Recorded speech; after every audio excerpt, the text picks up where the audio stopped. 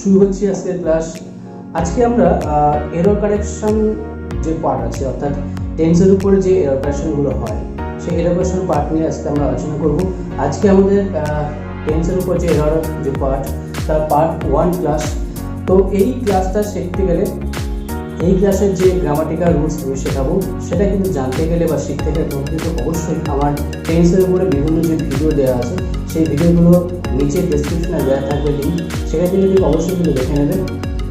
তাহলে কিন্তু টেন্সের উপর যে বেসিক ধারণা, সেটা কিন্তু ক্লিয়ার হলে এই পার্টগুলো কিন্তু অবশ্যই তোমার সুবিধা হবে করতে।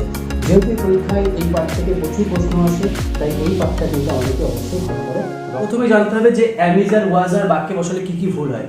সাবজেক্টের পর অ্যামিজ আর ওয়াজ আর বসালে তারপরে যে ভাবটি থাকবে, সেই ভাবটির সাথে হয় আইএনজি যুক্ত করতে হবে, সেই ভার্বের ভিতরি ফর্ম আমাদের করতে হবে। এটা কিন্তু মূল নিয়ম। সুতরাং আমি যেখানে সেখানে কিন্তু বাক্য করতে গেলে কিন্তু অ্যামিজ আর বসাতে পারি না। যেমন হি গোজ টু স্কুল। দেখো, হি গোজ টু স্কুল, এখানে গোজ কিন্তু সিম্পল প্রেজেন্ট টেন্সে আছে, তাই গোজ হয়েছে। তো এই বাক্যটাকে আমরা কিভাবে লিখি? আমরা হি মানে হির পরে মনে করে দিই, হির পরে সবসময় ইজ হয়। তো হি পরে ইজ হয় বলতে he is go to school. এটা কিন্তু আমরা ভুল বলি, কারণ হির পরে কিন্তু ইজ বসে। এটা কিন্তু কর্তার সম্পর্ক এবং অবস্থান। অবশ্যই কিন্তু আমার এই ক্লাসগুলো বা ভিডিওগুলো তোমাকে পূর্বে দেখতে হবে যে ইজ, অ্যামিজ আর কোথায় কোথায় বসে, বা ওয়াজ আর কোথায় কোথায় বসে, বা বিভার কোথায় কোথায় বসে। তো সেইখানে কিন্তু দেখা গেছে যে ইজ কিন্তু বসলে তারপরে ভার্বের সাথে হয় আইএনজি করতে হবে বা ভার্বের ভিতরি ফর্ম করতে হবে। কিন্তু এখানে কর্তা নিজের কাজ নিজেই করছে।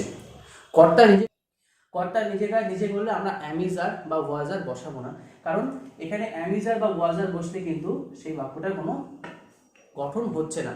অর্থাৎ এখান থেকে কিন্তু কর্তা যেখানে বর্তমান থাকবে, অ্যাক্টিভ ভয়েস যে ক্ষেত্রে হয়, সেক্ষেত্রে কিন্তু আমরা অবশ্যই কিন্তু এখানে জাস্ট ভার্বের যে ফর্মটা দরকার, যে রূপটা দরকার, টেন্স অনুসারে, সে ভাত খেলো বা সে স্কুলে গেল, এই বাক্য দুটো দেখতে পাচ্ছি সেটা পাস্ট টেন্সে আছে। তো পাস্ট টেন্স আছে মানে প্রথমেই আমাদের যে মাথায় ঢোকে সেটা হচ্ছে সাবজেক্টের পরে আগে একটা ওয়াজ বা ওয়ার বসাতে হবে। এইটা আগে ঠিক করতে হবে, কারণ ওয়াজার কিন্তু বসে না, বা ওয়াজার যদি থাকে সেক্ষেত্রে কিন্তু ভুল হবে। কেন ভুল হবে? ওয়াজার থাকলে সেক্ষেত্রে সেই ভার্বের সাথে আইডি যুক্ত করতে হবে বা ভার্বের ভিজিভাম করতে হবে। কিন্তু আমরা এগুলো কিভাবে ভুল করে লিখি? সে ভাত খেলো মানে হি ওয়াজ ইট রাইস লিখি, বা আমরা কখনো ক্ষেত্রে আমরা যে ইটের পাস্ট ফর্ম এট সেটাও মনে পড়ে, সেটাও লিখি কিভাবে? হি ওয়াজ এট রাইস। এই দুটোই কিন্তু ভুল। কেন ভুল? কারণ এখানে সে তার নিজের কাজ নিজে করছে এবং এটা সিম্পল টেন্সে আছে। সিম্পল টেন্সে আছে বলে আমরা কিন্তু এখানে ওয়াজ আর আনবো না। ওয়াজ আর আনলে তারপরে সবসময় আইন যুক্ত করে কন্টিনিউয়াস টেন্স করতে হয় বা প্যাসিভ ভয়েস করতে হয়। কর্তা এখানে অ্যাক্টিভ, তাই এটা প্যাসিভ ভয়েস হবে না। আর দ্বিতীয়ত, এটা কিন্তু কোনো কন্টিনিউয়াস টেন্স নয়, কারণ সে ভাত খেলো, সে একবারই খেলো। সেক্ষেত্রে কিন্তু এখানে ওয়াজ এর ব্যবহার বা ওয়ারের ব্যবহার কিন্তু আমাদের বসানোটা ভুল। তো আমরা এখানে কি করব? ওয়াজ ব্যবহার করবো না, অবশ্যই আমরা এখানে করবো হি এট রাইস। বুঝে গেল?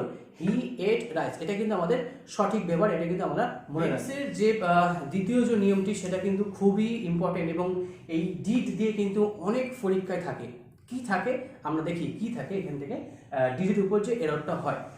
প্রথমত, ডিড যদি সাবজেক্টের পর থাকে, তারপর কিন্তু পরীক্ষাতে আবার একটা ভার্বের ভি2 ফর্ম দেওয়া থাকবে, অর্থাৎ পাস্ট ফর্ম দেওয়া থাকবে।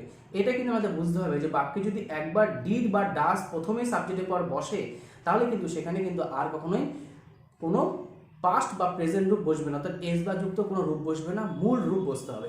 কিন্তু আমরা বাক্যটা কিন্তু আমরা ইগনোর করে যাই বা বুঝতে পারি না। একটা উদাহরণ সাহায্যে আমরা দেখি।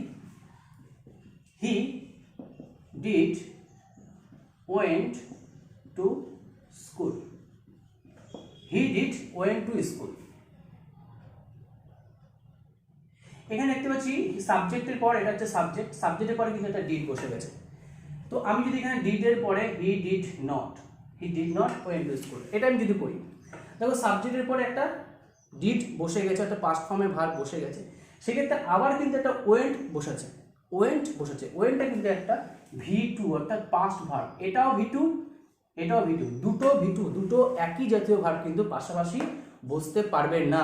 তাই যেখানে আমরা দেখবো সাবজেক্টের পরে ডিড আছে, একদম কমন, ডিড থাকলে আমরা দেখবো তারপরের ভাবটা কখনোই পাস্ট ফর্মে আছে কিনা। যদি পাস্ট ফর্মে থাকে তাহলে ওই অংশে ভুল হবে, আর যদি প্রেজেন্ট রূপ থাকে তাহলে কিন্তু কোনো সমস্যা নেই, বাক্যটাতে অন্য কিছু আমার ভুল থাকতে পারে, সেটা কিন্তু আমাদের দেখতে হবে। এবার আমরা আগেটা দেখলাম যে ডিড ছিল সাধারণ বাক্যে নেগেটিভ ফর্মে, এবার কিন্তু ডিড প্রশ্নবোধক বাক্যে থাকতে পারে।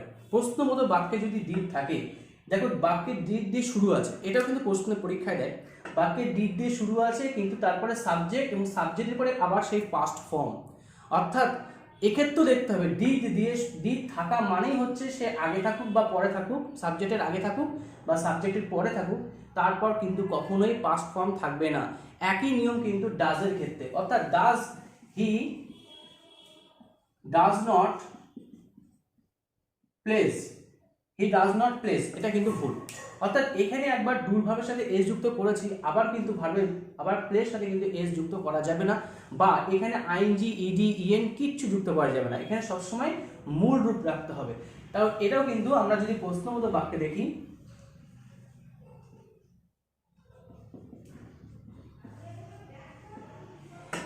এই যদি বাক্য থাকে প্রশ্নবোধক বাক্য, সেই প্রশ্নবোধক বাক্য কিন্তু আমরা দেখতে পাচ্ছি যে ডাস দিয়ে বাক্যে শুরু আছে, বাক্যে ডাস দিয়ে শুরু আছে, তারপরে সাবজেক্ট আছে, তারপর নটটাকে ধরা যাবে না, কারণ নট একটা না বোধক বাক্য, ওটা কোনো আমাদের প্রয়োজনীয় বিষয় না।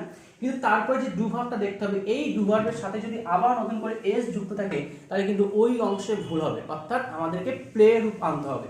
অর্থাৎ এখান থেকে আমরা বুঝতে পারলাম যে পরীক্ষায় যদি ডিড বা ডাস থাকে, তাহলে সেখানে হয় কোনো ভার্বের সাথে এস বা ইএস যুক্ত থাকবে না, ডাজের ক্ষেত্রে ডিড থাকলে সে ভার্বের কোনো পাস্ট ফর্ম থাকবে না, পাস্ট ফর্ম কিন্তু আমাদের মনে রাখতে হবে, ভিটু ফর্ম আমাদের মুখস্থ করতে হবে, বা কোনো ইডি বা ডি যুক্ত কোনো যদি ভার্ব থাকে ডিডের পরে, তাহলে সেই অংশে আমাদের ভুল হবে, মূল ফর্ম আমাদের নিতে হবে। অধিকারের বোঝাতে আমরা হ্যাভ বা হ্যাজ বা হ্যাড ব্যবহার করে থাকি।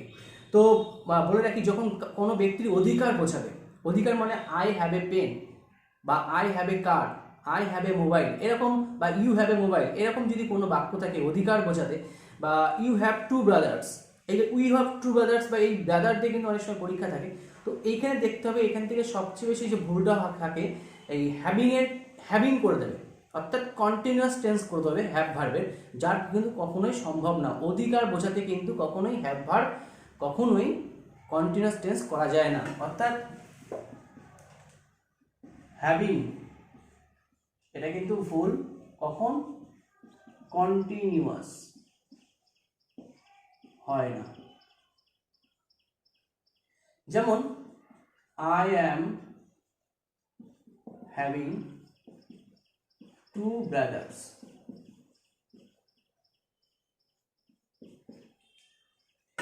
I am having two brothers মানে আমার দুটো ভাই আছে।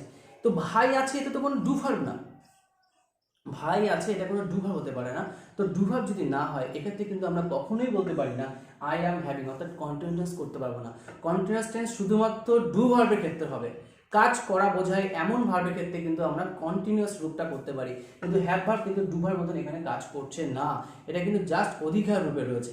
তাই আমরা এই বাক্যটাকে শুদ্ধ করে লিখলে আমাদের হবে আই হ্যাভ টু ব্রাদার্স, এটা কিন্তু সঠিক এবং এটাই কিন্তু পরীক্ষায় দেয়, অর্থাৎ হ্যাভের সাথে কিন্তু আইএনজি দেবে এবং তার পূর্বে কিন্তু একটা অ্যামিজার বা ওয়াজার থাকবে। সেখানে যদি এরকম থাকে, তাহলে সঙ্গে সঙ্গে সেখানে আমাদের কিন্তু দেখতে হবে যে এই অংশে কিন্তু আমাদের ভুল হবে।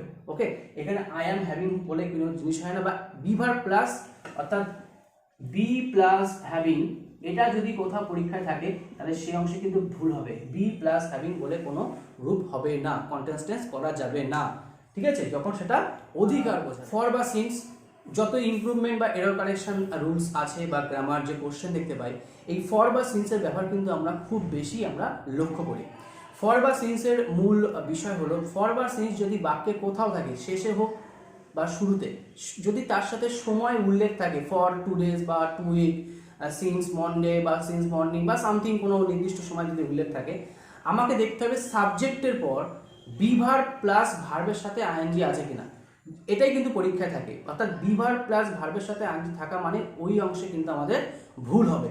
আমাদের কিন্তু এটা করতে হবে অবশ্যই হ্যাভ প্লাস বিন প্লাস ভার্বের সাথে আইএনজি, অর্থাৎ ফর বা সিন্স থাকলে পরীক্ষা যেটা থাকে সেটা হচ্ছে সাবজেক্ট প্লাস বিভার প্লাস ভার্বের সাথে আইএনজি, এটা কিন্তু পরীক্ষায় থাকে এবং এটা কিন্তু ভুল, এটা কিন্তু ভুল। ফর বা সিন্স থাকলে সবসময় কি করতে হবে, সাবজেক্ট প্লাস হ্যাভ বা হ্যাজ বা হ্যাড প্লাস বিন প্লাস ভার্বের সাথে আইএনজি, এটা কিন্তু আমাদের করতে হবে, দেখতে হবে, ঠিক আছে। যদি আমাদের এটা ইমপ্রুভমেন্ট দেয় তাহলে সেক্ষেত্রে কিন্তু আমরা সাবজেক্ট প্লাস বিভার প্লাস ভার্বের সাথে আইএনজির জায়গায় কিন্তু আমরা হ্যাভ, হ্যাজ, হ্যাড বা হ্যাড বিন, যেটা আমাদের টেন্স অনুসারে বুঝবো, সেটা কিন্তু আমাদের এখানে করতে হবে। এটা কিন্তু আমাদের মনে রাখতে হবে, খুব পরীক্ষা যায়। ফর বা সিন্স থাকলেই কিন্তু এটা করতে হবে। যদি ফর বা সিন্সের পরে কি উল্লেখ থাকে, টাইম উল্লেখ থাকে, সময় উল্লেখ থাকে, তাহলে কিন্তু আমাদের অবশ্যই এই রুলসটা কিন্তু আমাদের মনে রাখতে হবে, এবং এটা কিন্তু সবসময় ভুল, ঠিক আছে। এটা কিন্তু আমাদের মনে রাখতে হবে, বিভার প্লাস ভার্বের সাথে আইএনজি হয় না। যেমন he is reading for 2 hours, এটা কিন্তু ভুল। He is reading for 2 hours, এটা কিন্তু ভুল। অর্থাৎ এখানে ফর মানে হচ্ছে পারফেক্ট কন্টিনিউয়াস টেন্সকে নির্দেশ করছে। প্রেজেন্ট পারফেক্ট কন্টিনিউয়াস কি করে বুঝি এটা প্রেজেন্ট পারফেক্টকে নির্দেশ করছে? কারণ অলরেডি পরীক্ষায় যেটা দিয়ে দিয়েছে ইজ, সেটা কিন্তু প্রেজেন্টকেই নির্দেশ করছে। অর্থাৎ আমি যখন সেন্টেন্স ইমপ্রুভমেন্ট যদি হয়, তাহলে কিন্তু আমি এটা কিন্তু যখন অপশনটা পিক আপ করবো, অবশ্যই কিন্তু প্রেজেন্ট থেকেই তুলবো। কারণ প্রশ্ন যখন প্রেজেন্ট দিয়েছে, তার মানে আমার প্রেজেন্ট থেকেই তুলতে হবে, পাস্ট থেকে কিন্তু আমরা তুলবো না। ওকে, কারণ সিঙ্গেল সেন্টেন্সে এখানে আর কোনো টেন্স উল্লেখ নেই, তাই প্রেজেন্ট টেন্সে যদি কোশ্চেন দেওয়া থাকে, তাহলে কিন্তু অবশ্যই কিন্তু আমরা সাবজেক্টে যে অপশনটা তুলবো, 4টে অপশন থেকে প্রেজেন্টের থেকে দেখবো কোথায় যে প্রেজেন্ট পারফেক্ট কন্টিনিউয়াস, যেটা হ্যাভ বিন, হ্যাজ বিন কোথায় আছে। তো হির পরে কি আছে? এস যুক্ত ভার্ব। তাহলে আমি অপশন থেকে কি তুলবো? হ্যাজ তুলবো। হ্যাজটা এস যুক্ত verb. He has been reading, তারপরে ডট ডট ডট, তারপরে যেটা আছে সেটা, ঠিক আছে। কি বললাম? চলো, ফর বা সিন্স থাকলে কিন্তু আমাদের হ্যাভ বিন বা হ্যাজ বিন এটা মুখস্থ করতে হবে। যদি পাস্ট টেন্সের আগে উল্লেখ থাকে, তাহলে কিন্তু সেখানে হ্যাড বিন হবে। যদি বিভার প্লাস বিফোর এবং আফটার, আমরা জানি যে বিফোর আর আফটার দিয়ে পাস্ট পারফেক্ট টেন্স এবং পাস্ট ইনডিফিনিট টেন্স হয়। এছাড়া হয় যে কোনো সিম্পল প্রেজেন্টের সাথে ফিউচার পারফেক্টের টেন্স হয়। অর্থাৎ বিফোর আফটার বাক্যে দেখলেই মাঝখানে বসে, বিফোর আফটার ন্যাচারালি বাক্যের মধ্যেখানে বসে, বা কখনো কখনো বিফোর সামনেও বসে। তো বিফোর আফটার যখনই মাঝখানে দেখবো, এটা কিন্তু খুব পরীক্ষায় যায়, খুব ইম্পর্টেন্ট একটা question, very important question. Before after বাক্যের মাঝখানে দিলে আমরা দেখব বিফোরের পূর্বে পাস্ট পারফেক্ট অর্থাৎ হ্যাড ভিতরি আছে কিনা, আর বিফোরের পরে সিম্পল পাস্ট টেন্স আছে কিনা, বা আফটার থাকলে আফটারের পরে দেখবো হ্যাড ভিতরি আছে কিনা, এবং আফটারের পূর্বে দেখবো সিম্পল পাস্ট টেন্স আছে কিনা। অর্থাৎ বিফোর আফটার মানে তোমাকে পাস্ট পারফেক্ট টেন্স ব্যবহার করতে বলছে। বিফোর আর আফটার বাক্য হলো তোমাকে পাস্ট পারফেক্ট টেন্স বা পারফেক্ট টেন্স তোমাকে ব্যবহার করতে বলছে। তো পারফেক্ট টেন্স যদি ব্যবহার করতে বলে, তাহলে বিফোর মানে কি? আগে বসাও। বিফোর মানে হচ্ছে সেটাকে আগে বসাও, আফটার মানে হচ্ছে পরে, অর্থাৎ পরে বসাও। তাহলে বিফোর আফটারের মূল নিয়ম হচ্ছে যে বিফোর আফটার মানে হচ্ছে পারফেক্ট টেন্স ব্যবহার করতে হবে। অর্থাৎ পারফেক্টটা যদি ব্যবহার করতে হয়, তাহলে বিফোর মানে আগে বসাতে বলছে এবং আফটার মানে পরে বসাতে বলছে। তো সেটা যদি আমাদের হয়, তাহলে বিফোর মানে কি? Subject plus had plus V three. এই subject plus had plus V three, এটা বিফোরের আগে বসলো। তাহলে বিফোরের পরে বাকি থাকলো কোনটা? Subject plus V two plus object.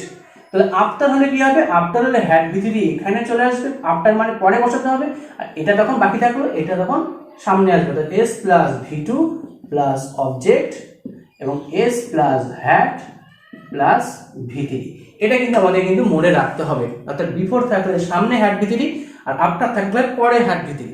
ওকে, তো একটা বাক্য দেখি। He lived before you came. He lived before you came, এরকম যদি বাক্য থাকে, যে দেখবো মাঝখানে বিফোর আছে, সঙ্গে সঙ্গে আমার মাথায় কাজ করবে যে বিফোরের আগে হ্যাড প্লাস ভিথিরি আছে কিনা। যদি না থাকে, তাহলে ওই অংশে কিন্তু ভুল হবে। অর্থাৎ এখানে দেখতে পাচ্ছি শুধু লিভড অর্থাৎ ভি2 আছে, তাহলে কিন্তু এই অংশে কিন্তু আমাদের ভুল হতো। তাহলে সঠিকটা কি? He had lived, he had lived before you came. এবার যদি এখানে বিফোর না থেকে যদি এখানে আফটার থাকতো, তাহলে কি হতো? যদি এখানে আফটার থাকতো, তাহলে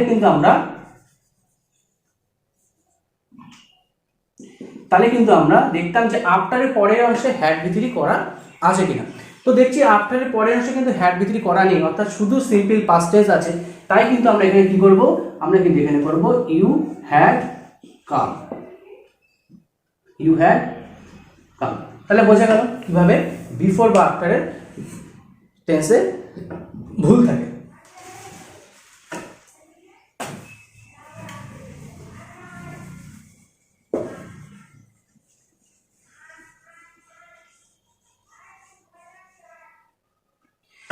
এবার বলি বিফোর আফটার কিন্তু শুধুমাত্র পাস্ট টেন্সে না ফিউচার টেন্সে কিন্তু ব্যবহার হয়।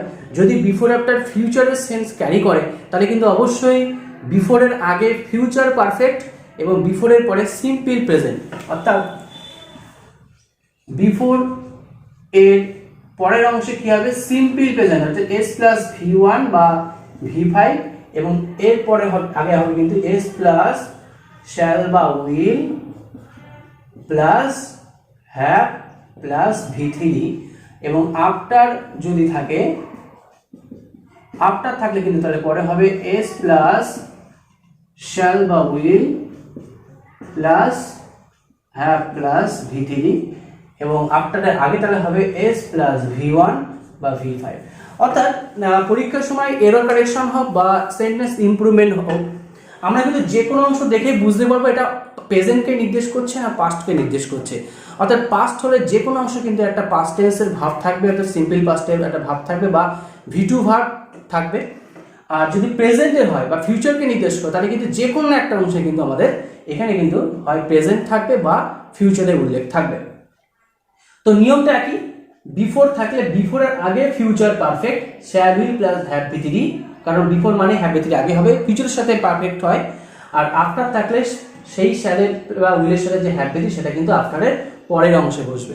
ওকে, তাহলে এটা কিন্তু একই নিয়ম আমাদের সেই আগের বাক্যের সাথে একইভাবে কিন্তু আমাদেরকে। এবার আমরা যেটা শিখবো সেটা হচ্ছে যদি ইম্পারেটিভ বাক্য হয়, অর্থাৎ বাক্যের শুরুতে যদি ইম্পারেটিভ বাক্য থাকে সেক্ষেত্রে তারপরের অংশটা, তারপরের যে বাক্যটা থাকবে সেই বাক্যটা কিন্তু আমরা কখনোই কোনো ফিউচার টেন্স ব্যবহার করব না, অর্থাৎ সিম্পল ফিউচার টেন্স ব্যবহার হবে না। See that he will come, তো এখানে দেখতে পাচ্ছ সি দ্যাট এটা ইম্পারেটিভ বাক্য, কাউকে দেখতে বলছে বা আশা করছে বা উইশ করছে। তো সেক্ষেত্রে কিন্তু আমরা কিন্তু এখানে তারপরের যে বাক্য সি দ্যাটের পরে যে বাক্য হি উইল কাম, এখানে কিন্তু সিম্পল ফিউচার টেন্স হবে না, এখানে সবসময় সিম্পল প্রেজেন্ট টেন্স ব্যবহার করতে হবে।